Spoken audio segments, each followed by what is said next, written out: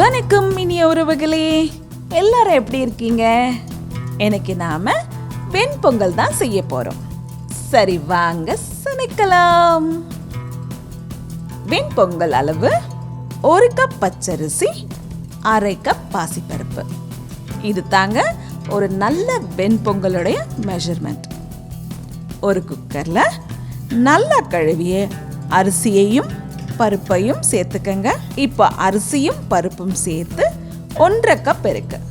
இதற்கு 3 மடங்கு தண்ணீர் தேவைப்படும். அதாவது 4/2 கப் தண்ணீர். இதோட சரியான அளவு உப்பு சேர்த்து நல்லா கலந்து மூடி போட்டு 5 விசில் வேக விடுங்க. அரிசியும் பருப்பும் நல்லா குழஞ்சிருந்தாதான் பொங்கல் சுவையா இருக்கும். பாருங்க, அரிசியும் பருப்பும் நல்லா வெந்துருச்சு. இப்போ தாளிச்சிடலாம்.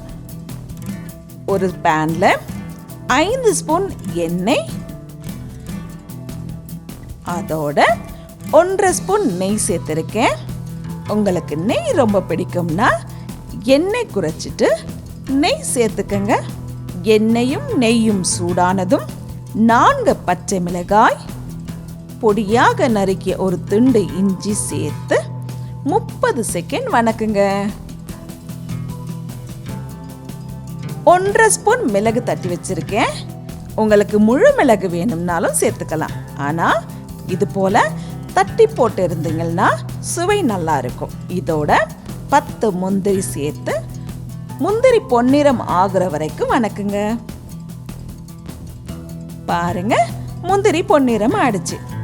இப்போ ஸ்டவ் ஆஃப் பண்ணிட்டு இதோட 1 ஸ்பூன் சீரகம்,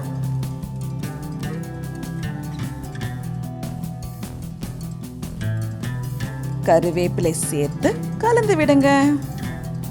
இந்த சூடை போதும் சீரகமும் கருவேப்பிலையும் வேகிறதுக்கு. அப்படி இல்லைன்னா சீரகம் கருகிடும்.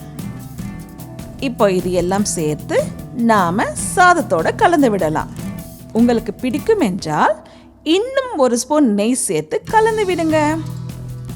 அவ்வளவு தாங்க, நம்ம சுவையான வெண்பொங்கல் ரெடி.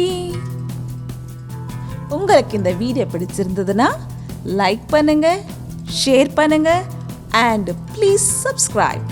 நன்றி, வணக்கம்.